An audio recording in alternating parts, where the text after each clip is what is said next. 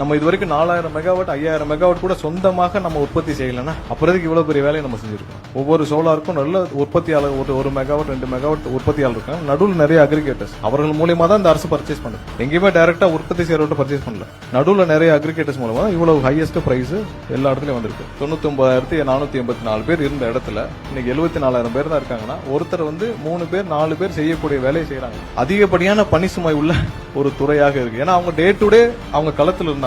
ஒரு ஃபியூஸ் போச்சுனா போகணும், டிரான்ஸ்ஃபார்மர் போச்சுனா போகணும், ஃபியூஸ் ஆஃப் போச்சுனா போகணும், களத்துல போய் தினமும் களத்துல போய் ஆபீஸ்ல உட்காந்து வேலை பார்க்குற வேலை கிடையாது. எல்லாம் களத்துல நின்று போயிடணும். இப்ப சர்வீஸ் கொடுக்குறாங்க, ஏன் டிலே ஆகுது? ஆள் இல்ல. டெய்லி சர்வீஸ் ரெக்வஸ்ட் அவ்வளவு வருது, யாரு போய் கொடுக்கறது? ஒரு ஆள் 10 பேர் வேலை செய்யறாங்க, அதனாலதான் சர்வீஸ் உடனே கொடுக்க முடியல. மீட்டர் பாக்ஸ் பொறுத்தவரைக்கும் ஏன் டிலே ஆகுது? ஆள் இல்ல. இன்னும் 2 மடங்காக கூடியிருக்க வேண்டிய எம்ப்ளாயிஸ் தேஞ்சு கடைசியில் நம்ம 74,000 நிக்கிறோம். 25 ஆண்டுகளுக்கு பிறகு நம்ம 30 ஆண்டுக்கு பின்னாடி போயிருக்கோம். இதான் நம்ம இந்த 25 ஆண்டுகளை நம்ம திரும்ப நம்ம குறிப்பிட்டிருக்க முக்கிய